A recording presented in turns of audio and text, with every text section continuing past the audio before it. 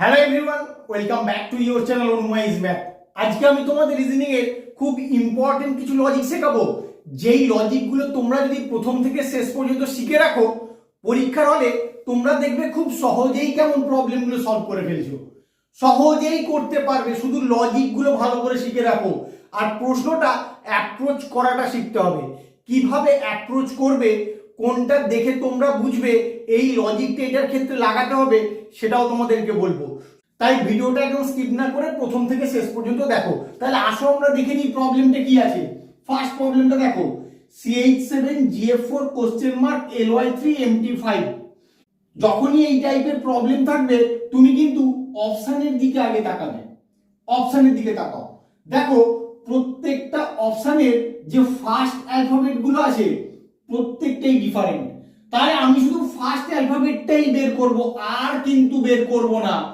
কেউ যদি পুরোটা বের করে সে কিন্তু বোকার মতো কাজ করবে, তার মানে সে অন্যান্যদের থেকে অনেকটা পিছিয়ে গেল। তাহলে দেখো কিভাবে করবে। সি এর প্লেস ভ্যালু 3, জি এর প্লেস ভ্যালু 7, এল এর প্লেস ভ্যালু 12, এম এর প্লেস ভ্যালু 13। তাহলে কি করে কমছে বা কি করে বাড়ছে সে তোমাকে বুঝতে হবে। 3 থেকে 7 হয়েছে, +4 করলে হয়। 12 থেকে 13 হয়েছে, +1 করলে হয়। তাহলে মাঝখানে এখানে কত সংখ্যা হবে, এখান থেকে এটা যাবে আর এখান থেকে এটাই যাবে। তাহলে কি হবে বলো, +4 আছে, এখানে +3 হবে, এখানে +2 হবে, তারপরে +1। তাহলেই তোমার সিকোয়েন্সটা মেইনটেইন হবে। 7 এর সঙ্গে 3 যোগ করলে কত হয়, 10 হয়। এবার বলো 10 কোন অ্যালফাবেটের প্লেস ভ্যালু, 10 হচ্ছে জে এর প্লেস ভ্যালু। এবার যে অপশনটাই জে আছে সেটাই তোমার অ্যান্সার, আর কিচ্ছু দেখার দরকার নেই। দেখো জে আছে তোমার অপশন ডি তে, এটা তোমরা অ্যান্সার করে দিয়ে আসবে, আর কিছু দেখবে না। যদি পুরোটা করতে চাও তাহলে বোকার মতো কাজ করবে। বারবার বলে দিচ্ছি, যারা বোকার মতো কাজ করতে চাও তারা পুরোটা করবে, পুরোটা করার কোনো প্রয়োজন নেই। ফার্স্ট অ্যালফাবেট দেখবে আর অ্যান্সার করবে। নাম্বার সিরিজের এই প্রবলেমটায় এই কোশ্চেন মার্কের অ্যান্সারটা তোমাদেরকে বের করতে হবে। তাহলে একটা নাম্বার থেকে পরের নাম্বারটা কি করে আসছে একটু লক্ষ্য করো। 3 থেকে 28 হয়েছে, অনেকটা বেড়ে গেছে। 28 থেকে আবার 4 হয়েছে, আবার 4 থেকে 65, মানে অনেকটা বেড়ে গেছে। এবার 5 থেকে এটা কি হবে, তুমি অপশনের দিকে দেখতে পাচ্ছ এখানেও কিন্তু অনেক বড় বড় নাম্বার দেওয়া আছে। তাহলে 3 থেকে 28 আসার জন্য তুমি একটা লজিক বের করো। কি করে হতে পারে, তুমি যদি 3 এর কিউব করে তার সঙ্গে 1 যোগ করো তাহলে কিন্তু 28 চলে আসে। এবার 4 থেকে 65 এই লজিকেই নিয়ে আসো, 4 এর কিউব করে তার সঙ্গে 1 যোগ করে দাও তাহলেই তোমার 65 হয়ে যায়। একই রকম ভাবে 5 থেকে কোশ্চেন মার্কে অ্যানসারটা বের করো, 5 এর কিউব করে তার সঙ্গে 1 যোগ করে দাও। 5 এর কিউব মানে 125, তার সঙ্গে 1 যোগ করলে হয়ে যাবে 126। কত নম্বর অপশনে আছে দেখো, অপশন সি হবে তোমার এখানে কারেক্ট অ্যান্সার। এই রকমও কিন্তু নাম্বার সিরিজের প্রবলেম থাকতে পারে, তোমরা ভালো করে খেয়াল রাখো কি লজিকে আমি এটা সলভ করলাম। এই অ্যানালজির প্রবলেমটায় জি থেকে 44 কি করে আসে তার একটা লজিক তোমাকে বের করতে হবে। তার জন্য তোমাকে আগে অ্যালফাবেটের প্লেস ভ্যালু লিখে নিতে হবে, না হলে তুমি 44 আনতে পারবে না। জি এর প্লেস ভ্যালু কত বলো, 7। এবার বলো 7 থেকে 44 কি করে আসে, তুমি 7 এর স্কয়ার করে দাও। 7 এর স্কয়ার মানে 49। এবার 49 থেকে যদি 5 বাদ দিয়ে দাও তাহলেই কিন্তু তোমার 44 চলে আসে। সেম লজিকটা এদিকে অ্যাপ্লাই করো। কে এর প্লেস ভ্যালু কত বলো, কে এর প্লেস ভ্যালু 11। এবার 11 এর স্কয়ার করে দাও, 11 এর স্কয়ার করলে হয়ে যায় 121। এখানে যেমন 5 বাদ দিয়েছিলাম এখানেও 5 বাদ দিয়ে দেবো, কত হবে 116 হবে তোমার এখানে অ্যান্সার। কত নম্বর অপশনে আছে দেখো, 116 কিন্তু তোমার একটাও অপশনে নেই। তাহলে এই লজিকে তোমার হবে না, -5 করা যাবে না। কিন্তু 44 তোমাকে এখানে যখন আনতে হবে তোমাকে কি লজিকটা লাগাতে হয় সেটা ভালো করে খেয়াল রাখো। কি করে -5টা হচ্ছে তার লজিকটা তোমাকে অন্য রকম ভাবে বের করতে হবে। কিভাবে বের করছি দেখো, আমাদের প্রাইম নাম্বার কি কি আছে, 2, 3, 5, 7, 11, এগুলো হচ্ছে আমার প্রাইম নাম্বার। এখানে 5টা বিয়োগ করব কিভাবে ভাবছি, 7, এখানে জি এর প্লেস ভ্যালু 7, 7 এর ঠিক পূর্ববর্তী প্রাইম নাম্বারটা এখানে বিয়োগ করছি। আর একবার বলে দিচ্ছি, যার বর্গ করলাম তার পূর্ববর্তী মৌলিক সংখ্যাটা আমি এখানে বিয়োগ করছি।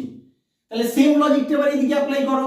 এখানে 11 বর্গ করলাম, 11 বর্গ করলে আমার যেটা হলো তার পূর্ববর্তী মৌলিক সংখ্যা, 11 পূর্ববর্তী মৌলিক সংখ্যা কত বলো? 7। এখানে 7 বিয়োগ করব, 114 হবে তোমার এখানে অ্যান্সার। এবার অপশনের দিকে দেখাও, দেখো 114 আছে তোমার অপশন বি তে, এটাই হবে তোমার কারেক্ট অ্যান্সার। শুধু ভালো করে তোমরা দেখো ভিডিওটা, তাহলেই বুঝতে পারবে কোনটার ক্ষেত্রে কি লজিক অ্যাপ্লাই করছি। ভালো করে শুধু খেয়াল রাখো, এই লজিকগুলো কিন্তু তোমাদের পরীক্ষার সময় অ্যাপ্লাই করতে হবে। এই প্রবলেমটা তুমি কিভাবে অ্যাপ্রোচ করবে, তোমাকে রো ওয়াইজ অ্যাপ্রোচ করতে হবে।